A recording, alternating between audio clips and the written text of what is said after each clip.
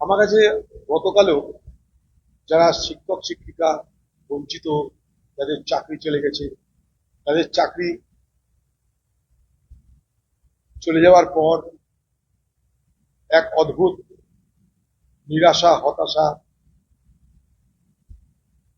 তাদের জীবনে সাথী হয়েছে। তারা দেখা করতে এসেছিল এবং তাদের দুরবস্থার কথা বলতে এসেছিল। বিশ্বস্ত সূত্রে জানতে পারলাম যে আজ বাংলায় স্কুল শিক্ষা কিভাবে ধ্বংস হয়ে যাচ্ছে। শুধুমাত্র রাজ্যের সরকার, মুখ্যমন্ত্রী এবং চৌর্যবৃত্তি বা দুর্নীতির কারণে কোনো অপরাধ না করে, কোনো অন্যায় না করে হাজার হাজার শিক্ষক শিক্ষিকা আজ পথে বসেছে। তারা জানে না তাদের ভবিষ্যৎ কি হবে।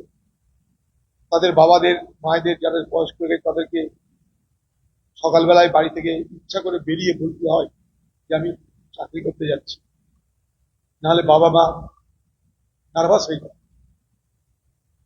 তারাও জানে 31শে ডিসেম্বর পর তাদের জন্য এক সমূহ বিপদ থাকে। শুধু শিক্ষক শিক্ষিকারাই নয়, বাংলার ভবিষ্যৎ প্রজন্মের জন্য এক অভিশাপ এই পশ্চিমবঙ্গের তৃণমূল সরকার এবং তার শিক্ষা প্রশাসন। কি বলেন কেন? আমার কাছে খবর আছে, আমার কাছে তথ্য পেয়েছি আমি, যে 66,744 পশ্চিমবঙ্গের প্রাথমিক স্কুল, তার মধ্যে 5,149টিতে একজন করে শিক্ষক, 6,426 আপার প্রাইমারি স্কুল, 891টিতে একজন মাত্র শিক্ষক। প্রাথমিকে 11,515টি স্কুলে 30-এর কম পড়ুয়া। প্রাথমিক স্তরে 3,669টা স্কুলে 15 জনের কম পড়ুয়া। 747টা প্রাইমারি স্কুলে একজনও পড়ুয়া নেই। আপার প্রাইমারিতে 1,475টা স্কুলে 30 জনের কম পড়ুয়া। 720টি স্কুলে 15 জনের কম ছাত্রছাত্রী। 269টি স্কুলে একজনও পড়ুয়া নেই। এইভাবেই বাংলায় যেমন কোটি কোটি টাকার বিনিময়ে চাকরিতে দুর্নীতি, তার পরিণামে আমাদের শিক্ষক সমাজকে আজকে সর্বশান্ত হয়ে জানে না এক অনিশ্চিত ভবিষ্যতে কি তাদের জন্য অপেক্ষা করছে। তেমনি পাশাপাশি আমাদের যে ভবিষ্যৎ প্রজন্ম, যারা সরকারি স্কুলে পড়াশোনা করে, সস্তায় পড়াশোনা শিক্ষা অর্জন করে যারা বড় হতে চাইছে, তাদের জন্য এক চরম বিপদের ফসলের সংকেত এই পশ্চিমবঙ্গের আজকের শিক্ষা।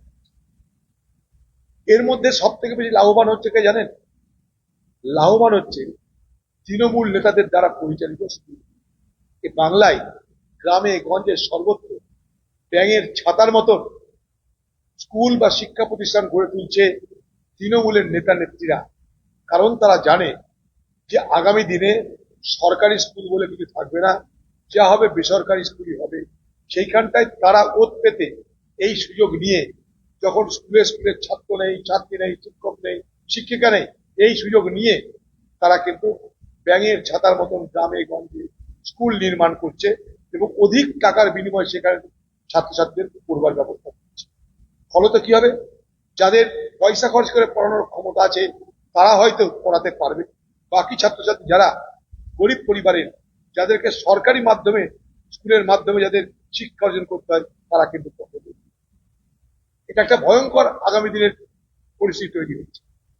আমাদের ভবিষ্যৎ প্রজন্ম তারা কিন্তু শিক্ষা থেকে বঞ্চিত হচ্ছে। যেমন শিক্ষক শিক্ষিকারা তাদের শিক্ষক শিক্ষিকার চাকরি পদ থেকে বঞ্চিত হচ্ছে, ঠিক তেমনি ভাবেই বাংলার লক্ষ লক্ষ ছাত্রছাত্রী তারাও কিন্তু তাদের অধিকার থেকে, তাদের শিক্ষা অর্জন করার সুযোগ থেকে বঞ্চিত হচ্ছে।